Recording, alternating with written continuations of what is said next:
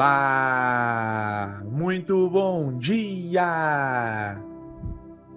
Eu sou o Pedro Quintão e esta é mais uma mensagem da série Café com Fé. Aqui você começa o seu dia sob as bênçãos do Altíssimo. E hoje é segunda-feira, dia 13 de janeiro de 2025. E eu tenho uma palavra do Senhor diretamente para o seu coração. Meu irmão, minha irmã.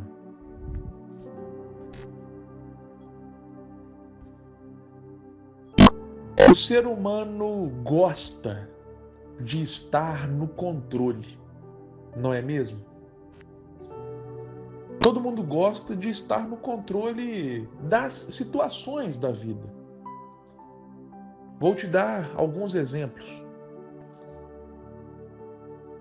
O ser humano gosta de estar no controle financeiro, ou seja, saber que o dinheiro vai dar para pagar os boletos, ou mesmo se não der,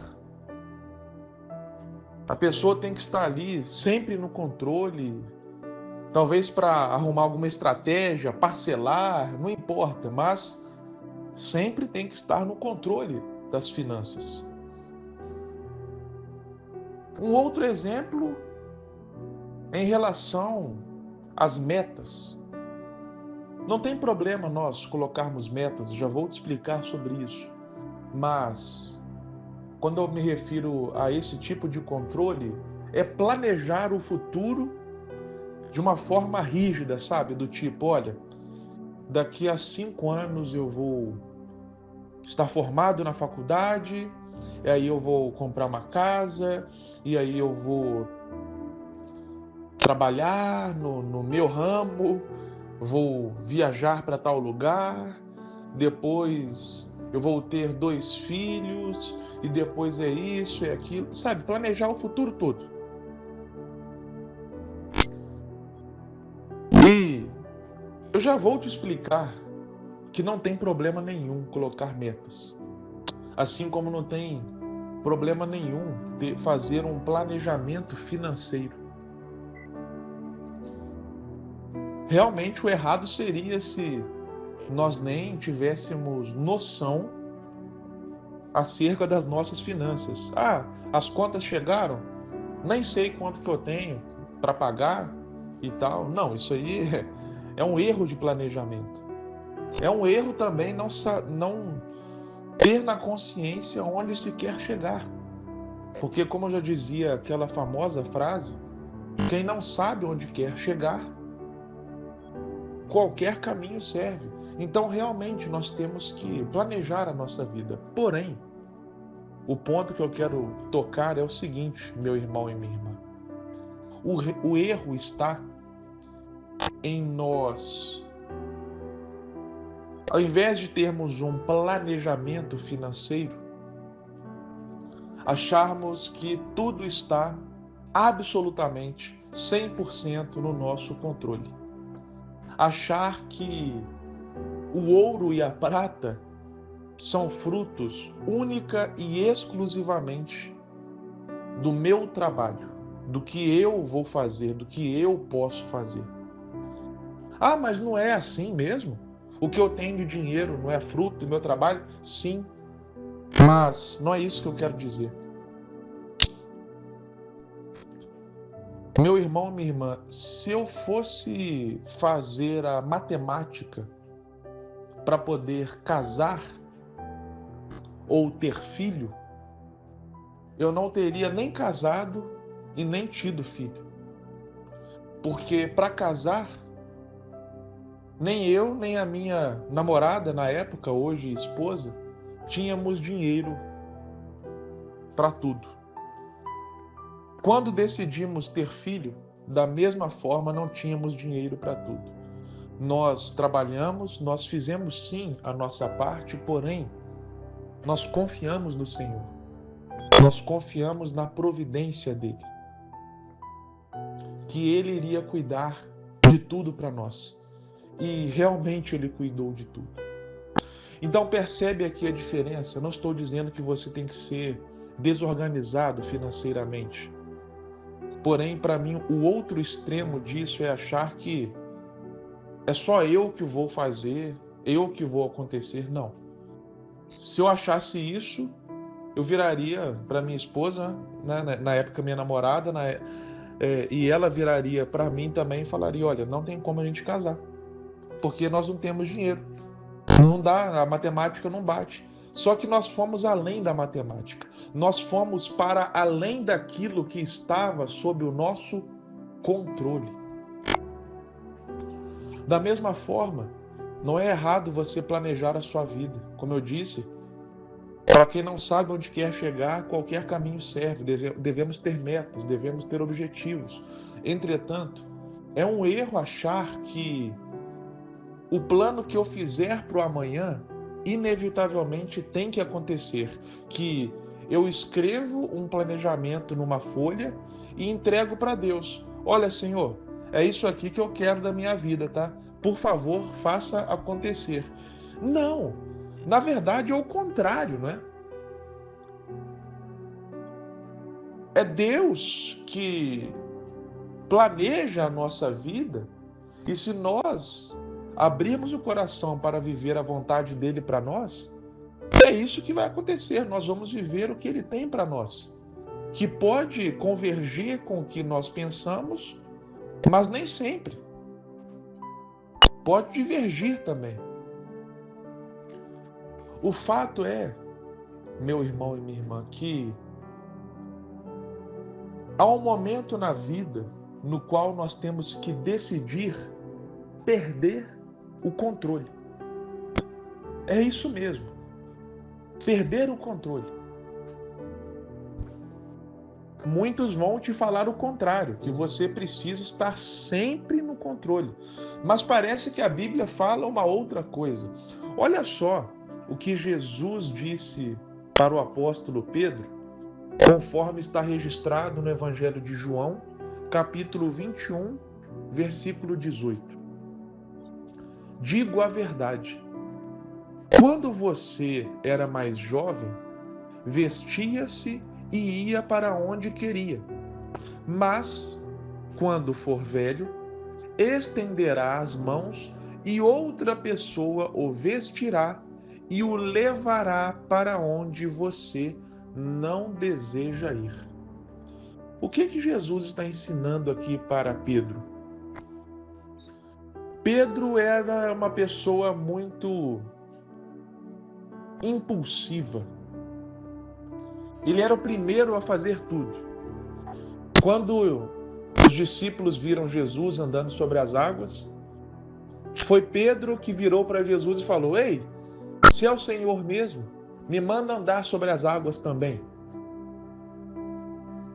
Quando Jesus perguntou para os discípulos quem eles diziam que ele era, Pedro respondeu: tu és o Cristo, o Filho do Deus vivo. Quando Jesus falou na mesa da ceia com seus discípulos que alguém trairia eles, Pedro respondeu: Senhor, não sou eu que vou te trair. Então Pedro era sempre o primeiro a responder. Ele era uma pessoa atirada, uma pessoa com sangue quente. Só que certa vez Jesus virou para Pedro e falou assim: Pedro, quando você era mais jovem, você se vestia e ia para onde queria, mas quando você for velho, estenderá as mãos e outra pessoa o vestirá e o levará para onde você não deseja ir. Jesus aqui não está falando apenas de uma questão biológica, de uma pessoa que quando é jovem, ela se veste, ela vai para onde quer. E quando uma pessoa está idosa, ela precisa de ajuda por eventuais questões de locomoção e etc.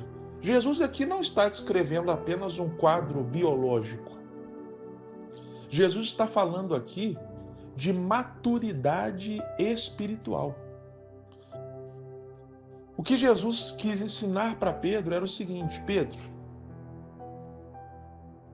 enquanto você for jovem, ou seja, enquanto você for imaturo espiritualmente, você vai fazer o que você quiser, você vai falar, vai agir, vai fazer acontecer e tal. Você estará no controle, Pedro. Porém, quando você estiver mais velho, isto é, mais maduro espiritualmente, aí você vai aprender a perder o controle, a ser guiado. Guiado por quem? Guiado pelo Espírito Santo, meu irmão e minha irmã. Porque, pensa bem, realmente quando nós somos jovens na fé, talvez nós queremos dar ordens em Deus, não é? Deus, eu quero isso. E se isso não aconteceu, eu fico chateado com Deus, porque é a minha vontade que tem que prevalecer e tal. Mas quando você fica maduro espiritualmente, você aprende a falar: Senhor, eu posso até pensar de forma X, mas seja feita a sua vontade. Aí a pessoa aprende a perder o controle. Ela faz a parte dela. Como eu disse aqui no exemplo meu da minha esposa, nós continuamos a trabalhar, mas o controle não estava nas nossas mãos, porque se estivesse, nem botar aliança de noivado a gente teria botado. Mas o controle estava nas mãos de Deus.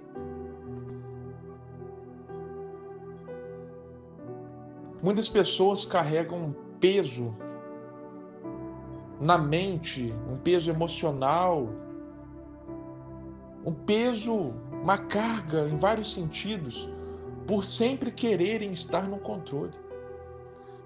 Mas alguém precisa falar que você não precisa estar no controle sempre. Porque há um Deus que, à medida que nós abrimos o coração para Ele, Ele governa a nossa vida. Ele nos guia. Ele nos mostra o caminho. Ele cuida de nós. Vivemos em uma sociedade no qual muitos falam: não, você tem que cuidar de tudo, você tem que ser responsável por absolutamente tudo e tal. Isso vai botando um peso nas costas das pessoas. Não é que nós devamos nos tornar irresponsáveis, mas nós devemos estabelecer limites. Eu tenho a minha parte, mas a minha parte não é estar 100% no controle de 100% das coisas. Isso é com Deus, é Deus que está 100% no controle de 100% das coisas. Por isso que a Bíblia fala, para nós lançarmos as nossas preocupações aos pés de Deus. Ou seja, se nós estivéssemos no controle, a Bíblia falaria outra coisa: olha, fica aí pensando nas suas preocupações e resolva todas elas. Não. Não é isso que a Bíblia fala. Ela fala para nós delegarmos isso para Deus, as nossas preocupações a Deus. Então, meu irmão e minha irmã, perca o controle. Pare de querer estar 100% no controle de tudo. E entregue este controle para aquele que pode realmente controlar tudo o que há, que é o Senhor Deus. Amém? Que Deus te abençoe grandiosamente e até a próxima.